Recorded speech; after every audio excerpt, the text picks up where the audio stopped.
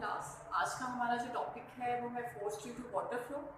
हम लोग कैलकुलेट करना चाहते हैं कि वाटर जब भी किसी सरफेस पर फॉल करता है तो वो उस पर जो फोर्स लगाता है वो फोर्स कैसे कैलकुलेट की जा सकती है और वो किन पैरामीटर्स के ऊपर डिपेंड करती है। ठीक है, आपने देखा होगा घर में भी जब आप टैप खोलते हैं पानी का तो आप उसमें नीचे हाथ करें तो आपको एक फोर्स महसूस होती है जब पानी आपके हाथ के ऊपर गिरता है। ठीक है, तो आज हमें वो फोर्स ही कैलकुलेट करनी है। तो टॉपिक है हमारा जो force due to water flow.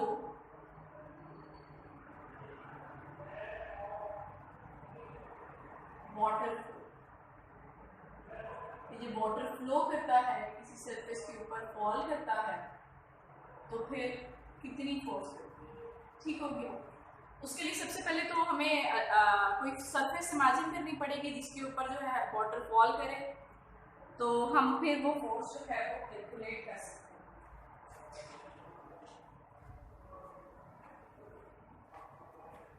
ठीक है क्लास, तो सबसे पहले जो हमने सरफेस इमेजिन करनी है, सरफेस इमेजिन कर लेते हैं पहले तो एक ये देखिए, मैं यहाँ पर एक बॉल कंसीडर कर रही हूँ।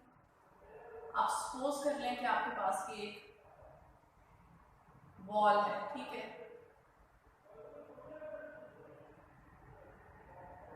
क्या है? बॉल। और एक वाटर पाइप कंसीडर कर लें कि आपके पास एक वाटर पाइप है और उसमें से पानी आ रहा है और वो पानी जो है यहाँ पर स्ट्राइक कर रहा है इस बॉल के साथ। ठीक है जी, अब इनिशियली जब पानी आ रहा है तो ये इस पर कोई फोर्स लगाएगा, उस फोर्स को मैं कह देती हूँ वो एफ है फोर्स। ठीक हो गया, और हमारा आज का कंसर्न है ये एफ मालूम करना। अब जब ये वाटर इस पर आकर स्ट्राइक करेगा तो इसकी कुछ वेलोसिटी भी है। इनिशियली मैं कहती हूँ इसकी वेलोसिटी v है और इसका मास क्या है m, पहली दफा जो वाटर आ रहा है। ठीक है, जूं टाइम गुजरता जाएगा ये मास ऑफ वाटर जो है टकराएगा, नीचे गिरेगा, ये बढ़ता जाएगा, वाटर की क्वांटिटी जो है जमीन पर वो इंक्रीज होती जाएगी। ठीक हो गया, तो हमने क्या करना है, सबसे पहले तो हम सपोज कर रहे हैं कि suppose a stream of water is striking a wall normally। बच्चों नॉर्मली से मुराद है परपेंडिकुलरली। ठीक है, आप देखें वाटर के और इसके दरमियान जो एंगल है वो 90 डिग्री का है। And after striking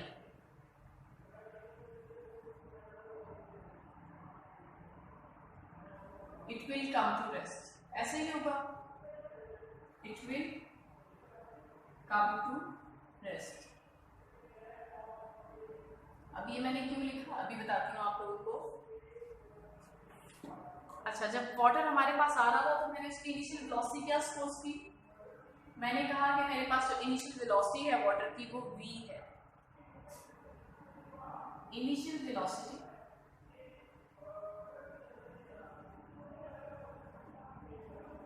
off water है बच्चों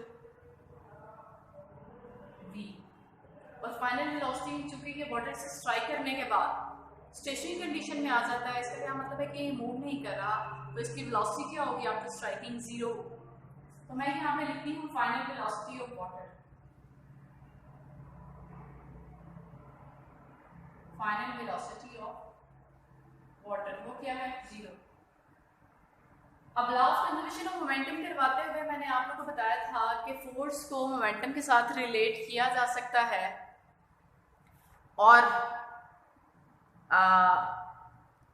मैं वही रिलेशन जो है यहाँ पर आप लोग को रिकॉल करवा रही हूँ। ठीक है, ये देखिए न्यूटन की सेकंड लॉ के मुताबिक हमने ये ड्राइव किया था, हमने डेरिवेशन नहीं इसकी सीखी थी लेकिन मैंने ये फॉर्मूला आपको बताया। According to Newton second law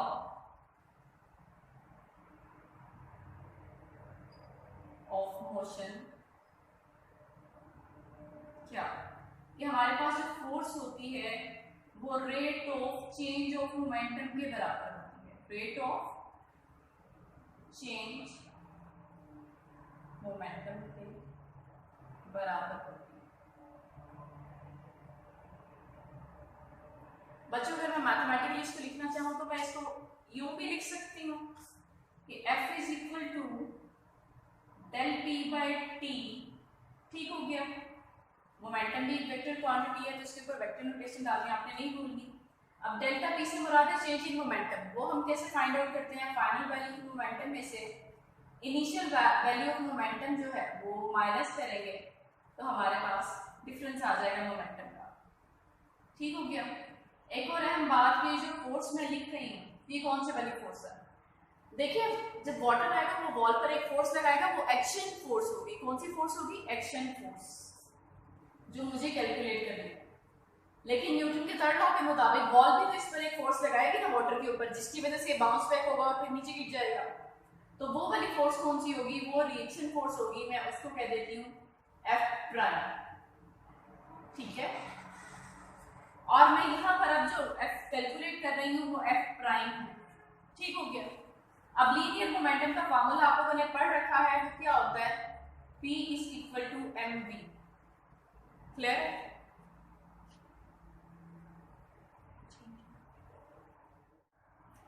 अच्छा बच्चों, तो हम लोग फोर्स कैलकुलेट कर रहे हैं ड्यू टू वाटर फ्लो, और मैंने कहा कि मैं पहले वो वाली फोर्स कैलकुलेट कर रही हूँ जो फोर्स वॉल लगा रही है वाटर के ऊपर। ठीक है। तो मैं ये मेंशन भी कर देती हूँ अभी आप लोगों को कि मैं एफ प्राइम कैलकुलेट कर रही हूँ, और ये मेरे पास कैसे कैलकुलेट होगी? Final momentum minus initial momentum. ठीक हो गया। Divided by 2।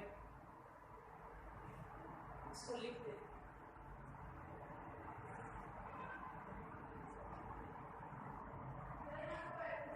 Force exerted by wall on water। ठीक हो गया। बस इसी क्वेश्चन में देखिए आप लोगों के पास m कॉमन आ रहा है, मैं m कॉमन निकाल लेती हूँ यहाँ से। तो मैं इसको u लिखूंगी f prime is equal to m vf minus v। ठीक हो गया। अब फाइनल वेलोसिटी जो मेरे पास थी, यानी स्ट्राइकिंग के बाद वाटर की फाइनल वेलोसिटी जो थी वो क्या हो जाती है? वो तो 0 हो जाती है। और इनिशियल वेलोसिटी मैंने सपोज की हुई थी कि वो v है। तो मैं यहाँ पर बस वेलोसिटीज की वैल्यूज पुट कर रही हूँ m माइनस v। तो इसको अगर थोड़ा सा और सिंप्लीफाई करें तो ये हमारे पास बनता है माइनस mv बाई t। ठीक हो गया। अब बच्चों ये तो वो फोर्स है जो बॉल लगा रही थी वाटर के ऊपर, यानी कि एक्शन फोर्स। मुझे तो एक्शन फोर्स कैलकुलेट करनी है। तो न्यूटन के थर्ड लॉ के मुताबिक action and reaction are always equal in magnitude but opposite in direction. तो मैं यहाँ से बड़ी आसानी से एक्शन फोर्स जो है कैलकुलेट कर सकती हूँ। ठीक हो गया। तो उसके लिए मैं क्या करूंगी? अगर मेरे पास F जो थी वो एक्शन फोर्स की ये देखें जो मुझे कैलकुलेट करनी थी, तो रिएक्शन इसके बराबर होगा मैग्नीट्यूड में, लेकिन डायरेक्शन ऑपोजिट होगी। ऐसा ही है। उसके लिए हम माइनस का साइन लगा देते हैं यहाँ पर। तो मैं ये वाली जो वैल्यू है मेरी, ये मैं उठाकर बस इसी क्वेश्चन में पुट करने लगी हूँ, minus M V by T.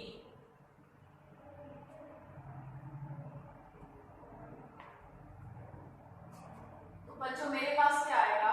Force minus minus plus M V by T. इसी क्वेश्चन को गौर से देखें, इस टर्म को देखें बच्चों, ये ऊपर आपके पास मैस आ रहा है, नीचे टाइम आ रहा है, तो ये क्या है? ये mess per second. Mess per second हम इसको कह सकते हैं। मैं इसको यूं लिखूंगी, F is equal to mass per second into ये V क्या है? ये V तो दरअसल चेंज इन वेलोसिटी मैंने निकाला ना, Vf माइनस Vi करके। तो मैं यहाँ पे लिख दूँ कि ये मेरे पास कैसे आया है? ये मेरे पास चेंज इन वेलोसिटी करके आया है। तो बच्चों यही हमें रिक्वायर्ड था।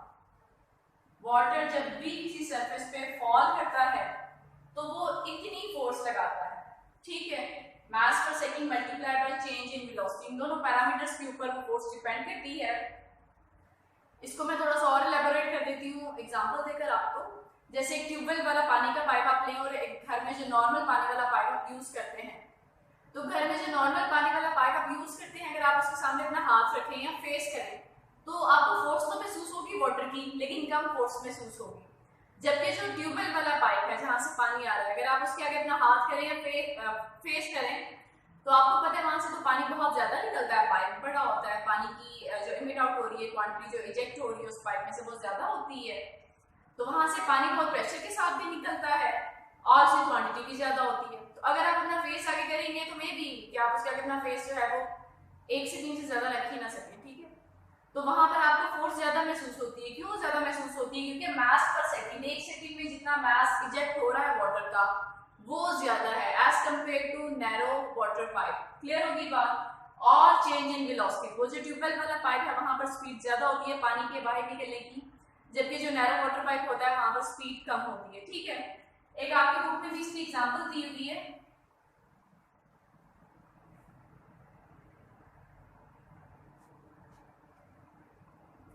वो एग्जांपल कुछ यूं है कि आपने बच्चे फोर्स कैलकुलेट करनी है और आपको मास पर सेकंड वहां पर गिवन है, मास पर सेकंड है आपके पास 3 kg पर सेकंड। 3 kg पर सेकंड का मतलब है कि 1 सेकंड में इतना पानी निकल रहा है उस पाइप में से, ठीक हो गया। और वेलोसिटी गिवन है,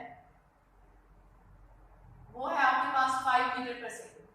आप क्या चाहते हैं? आप फोर्स कैलकुलेट करना चाहते हैं जिसका फार्मूला आप लोगों ने अभी जो है डिराइव किया है, वो है mass per second into change in velocity. तो आपको तो पता है स्ट्राइक करने के बाद जो वाटर है आपके पास वो स्टेशनरी हो जाता है, उसकी जो फाइनल वेलोसिटी होती है वो तो जीरो है। तो अगर वेलोसिटी भी गिवन है यानी इनिशियल वेलोसिटी, तो आपके पास चेंज इन वेलोसिटी इस केस में 5 ही आएगा, ठीक है। ये बात समझ आ रही है? अब अगर मैं वैल्यूज पुट करूं इस फार्मूला में तो मेरे पास आएगा 3 kg पर second into 5 metre per second. मैं इसको सिंपलीफाई जब करूंगी तो मेरे पास आएगा 15 kg metre per second square. आप लोगों ने पढ़ा होगा कि जो kg metre per second square होता है ये आपके पास बराबर होता है न्यूटन के। ये फर्स्ट सेक्शन में आप लोगों ने पढ़ी होती है, ठीक है। यूनिट्स को कन्वर्ट करना, तो मैं इसको यूं लिख सकती हूँ, ये मेरे पास 15 न्यूटन है, ठीक है। तो ये वो फोर्स है जो आपके पास वाटर लगा रहा है, अगर उसका मास इतना हो 1 सेकंड में इजेक्ट आउट हो और इतनी स्पीड के साथ हो तो वो इतनी फोर्स लगाएगा किसी भी सरफेस के ऊपर, ठीक हो गया बच्चों?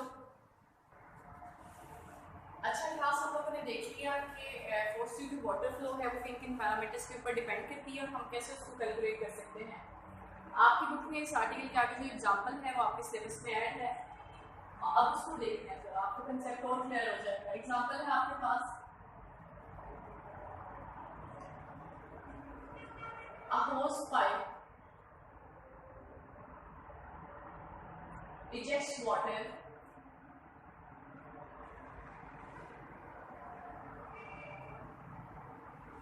at a speed of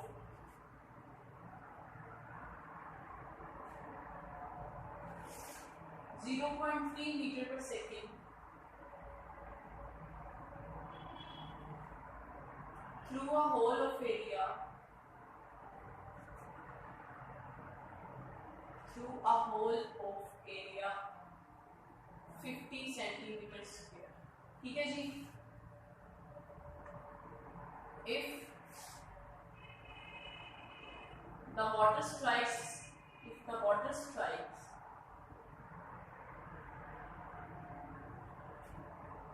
a wall normally,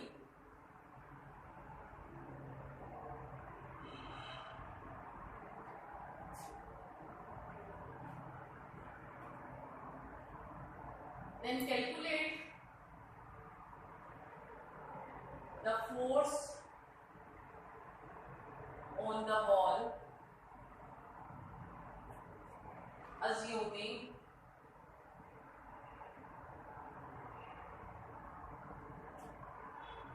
the velocity of water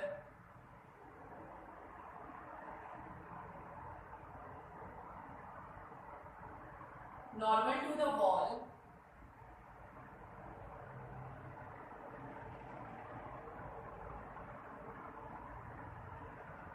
is 0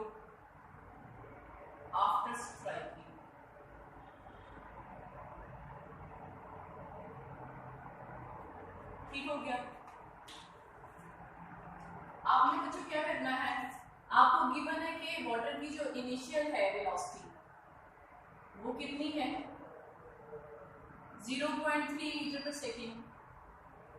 अब चूंकि उसने कहा कि आफ्टर स्ट्राइकिंग जो है वो 0 हो जाती है उसकी वेलोसिटी, तो हम bf भी यहाँ से निकाल सकते हैं, वो हमारे पास 0 मीटर पर सेकेंड है। अब एक और बात कि उसने एरिया दे दिया उस पाइप का जिसमें से कि वो निकल रहा पानी 50 सेंटीमीटर स्क्वायर है।